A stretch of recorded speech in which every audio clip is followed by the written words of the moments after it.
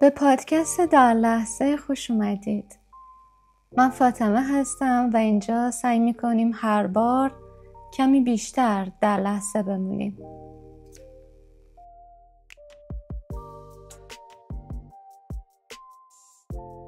سلام به شنوندگان عزیز.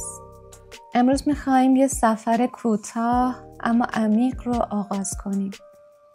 سفری به قلمرویی که در اون پیچیدگی ها وجود ندارن و منطق حساب و کتاب جای خودش رو به یه جریان ساده و خالص داده. از خودتون بپرسید شما آخرین باری که بدون هیچ چشم داشتی یه شادی بزرگ رو به کسی هدیه دادید کی بود؟ یا چه موقعی آخرین بار خیلی راحت احساسات واقعیتون رو تو جمع نشون دادید بدون اینکه نگران باشید دیگران چه قضاوتی میکنن؟ ما بزرگسال‌ها زندگی رو با نقشه‌های پیچیده میسازیم. هر قدم ما با محاسباتی همراهه. مثلا میگیم اگه این کار رو بکنم چه چیزی گیرم میاد؟ یا اگه احساسم رو نشون بدم آیا آسیب میبینم؟ این نگرانی ها و قضاوت ها ما رو تو قفس های تنگ و کوچیک خودمون اسیر میکنن.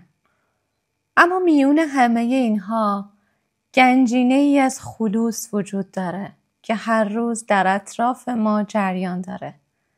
اگر فقط گوش کنیم و ببینیم. عشق کودکان همین گنجینه است. امروز درباره درس‌هایی صحبت می‌کنم که از تجربه 2 روزه بسیار شخصی خودم با دختری به نام نیلا نشأت گرفته. نیلا با اون موهای طلایی و چشم‌های درشت و پر از کنجکاوی به من یادآوری کرد که عشق بی قید و شرط نه یه مفهوم انتزاعی فلسفی بلکه یه عمل ساده روزمره و قدرتمنده. تو این اپیزود 3 درس اصلی که نیلا به من یاد داد رو مرور میکنیم. تو حیاط خونه مشغول بازی بودیم که برای نیلا حکم قهرمانی داشت. فرض کنید یه مسابقه ساده بود. مثلا ساختن بلندترین برج آجری یا عبور سریعتر از یه مسیر با موانع کوچیک. نیلا به وضوح در حال پیروز شدن بود. اون داشت مرحله‌های آخر رو طی می‌کرد و لحظه نهایی پیروزیش نزدیک بود. اما ناگهان صبر کرد. با دقت به من نگاه کرد که چقدر تلاش می‌کنم تا به اون برسم و چقدر از این رقابت لذت میبرم حتی اگر در حال باختن باشم. بدون هیچ کلمه‌ای نیلا مسیر خودش رو کمی تغییر داد. وانمود کرد که اشتباه کرده و عمدن موقعیت رو به من واگذار کرد. ایستاد، لبخند زد و گفت تو برنده شدی. باورم نمیشد. انگار که اون لحظه پیروزی بزرگترین داراییش بود و بدون ذره تردید یا محاسبه اون رو به من هدیه داد. تو چشمهای نیلا هیچ حسرتی نبود. فقط شادی از شادی من.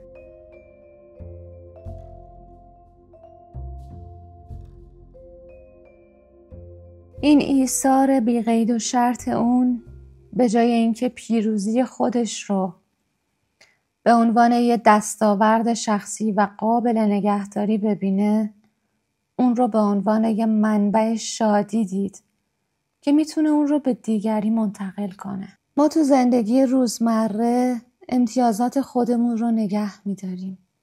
تو کار، تو روابط، حتی تو بحث ها ما برای پیروزی میجنگیم و احساس میکنیم اگه چیزی رو ببخشیم ضعیف شدیم یا چیزی از دست دادیم.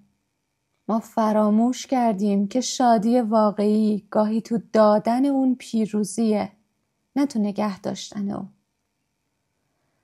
ازتون میخوام که یه فرصت کوچیک تو هفته آینده پیدا کنید و عمدن امتیاز خودتون رو واگذار کنید. شاید این یعنی اجازه دادن به همکارتون که صحبتش رو ادامه بده. یا مثلا توی بحث کوچیک عقب نشینی کنید و به طرف مقابل بگید که حق با شماست. ببینید چه حسی داره که به جای برد بخشش رو انتخاب کنید. بخش دوم درس‌های نیلا تو مکانی خیلی عمومی اتفاق افتاد. ما توی یه جمع بزرگ یا شاید توی یه مهمونی یا یه مرکز خرید شلوغ بودیم. و من در حال صحبت کردن با چند نفر از دوستانم بودم و نیلا از دور من رو دید. اون نیازی به پیام دادن یا صبر کردن برای تموم شدن مکالمه من نداشت. نیلا دوید و با همون شدت و شور کودکانه من رو در میون اون همه جمعیت محکم تو آغوش گرفت. این یه آغوش کوتاه اما عمیق بود که تموم وجودش در اون بود. تو میون 10 نفر اون فقط من رو دید. هیچ فکری در مورد دیگران نداشت. اینکه آیا حرکت مناسبیه یا نه؟ آیا مردم فکر میکنن من بیش از حد احساساتیم؟ اون فقط عشقش رو ابراز کرد. شجاعت و سادگی تو ابراز احساسات واقعی و عشق بی قید و شرط نیازی به زمانبندی یا مکان مناسب نداره. وقتی احساسش وجود داره فوراً ابراز میشه. اما ما تو لفافه های اجتماعی پنهون میشیم. احساساتمون رو دائم فیلتر میکنیم تا مناسب به نظر برسن. اگه کسی رو دوست داریم شاید با یه لبخند سرد یا یه مرسی کوتاه اکتفا میکنیم. ما از آسیب پذیر بودن میترسیم چون آسیب پذیری رو نشونه ضعف میدونیم، در حالی که بزرگترین قدرت انسان توانایی اون تو نشون دادن آسیب پذیریه. تعهد جدید ما باید تمرین تایید احساس باشه. برای یه هفته هر روز یه بار احساس مثبت خودتون رو نسبت به یه نفر بدون فیلتر ابراز کنید.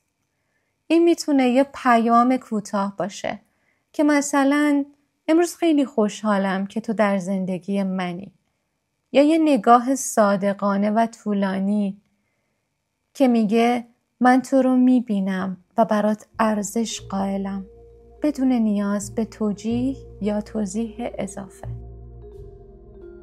این یکی از شیرین ترین لحظات بود. نیلا یه بسته شکلات کوچیک داشت که خیلی دوستش داشت. اون بسته شکلات رو با دقت تو وسایلش نگه داشته بود. زمانی که من مشغول کار بودم و کمی خسته به نظر می رسیدم، بسته شکلات رو از کیفش در آورد.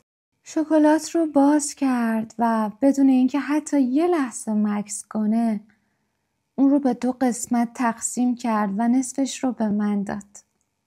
در حالی که خودش اصلا شروع به خوردن نکرده بود. شکلات مال اون بود. دارایی شخصی خودش بود.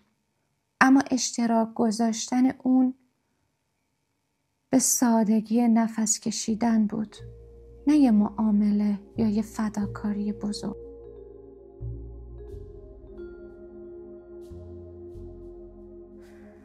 اشتراک گذاری نیلا نه از روی وظیفه یا حساب و کتاب.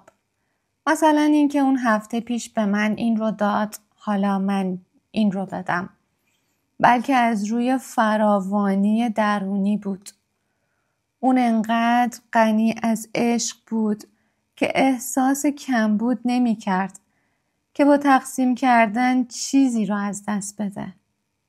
اما ترس از کمبود باعث میشه که ما دارایی هامون چه زمان باشه، چه توجه، چه منابع مالی رو محکم نگه داریم. ما میترسیم اگه همه چیز رو بدیم چیزی برای خودمون باقی نمونه. ما بزرگسالا اغلب کارها و روابطمون رو بر اساس چی به دست میارم میسازیم، نه اینکه چه چیزی میتونم ببخشم. تعهد جدید ما باید این بشه که هر روز یه چیز کوچیک، نه لزوماً مادی، مثلا 20 دقیقه گوش دادن به صحبت‌های کسی که دوستش دارید، بدون موبایل و بدون ایده دادن و بدون انتظار جبران اون. با این کار شما زمانتون رو به اشتراک گذاشتید. با احساس فراوانی، نه احساس کمبود. یا هر کار دیگه‌ای که بر حسب شرایطتون میدونید که میشه عملیش کرد. این کارها شبکه اعتماد و فراوانی درونی شما رو تقویت میکنه. 3 درس از نیلا: واگذار کردن پیروزی، ابراز عشق بدون فیلتر و بخشش بدون حساب و کتاب بود. من اخیراً یه تصویر ذهنی برای خودم ایجاد کردم که اسم اون رو جعبه نور گذاشتم. این جعبه نماد خلوص و انرژی خام این درس هاست. این عشق بی قید و شرط یه انرژی پایداره که ما میتونیم با تمرین اون رو به سوخت روزمره زندگیمون تبدیل کنیم. اگر بتونیم لحظه ای از پیچیدگی های زندگی، البته از پیچیدگی های زندگی بزرگسالها، خارج بشیم و به سادگی کودک درونمون دست پیدا کنیم، این انرژی دوباره فوران میکنه. تکنیک عملیش به این صورته: هر وقت احساس کردید تو تله نگرانی‌های اجتماعی یا محاسبات فردی گیر افتادید، یه لحظه توقف کنید. لنگر بندازید. تو هسته بدنتون لنگر بندازید و چند تا نفس عمیق بکشید. تصور کنید که این 3 درس، ایثار، صداقت و اشتراک گذاری، مثل 3 شعله کوچیک تو مرکز وجودتون روشنه. سادگی کودک درونتون رو به یاد بیارید. یه نفس عمیق بکشید و اجازه بدید این انرژی خالص شما رو پر کنه. این همون خلوص نیلاست که همیشه در دسترس شماست. امیدوارم این اپیزود به شما تلنگری زده باشه تا تو تعاملات روزمره خودتون این درس ها رو جستجو کنید. گاهی وقتا بهترین معلم های ما اونایی هستن که هیچ رزومه‌ای ندارن، بلکه فقط قلبی باز و صادق.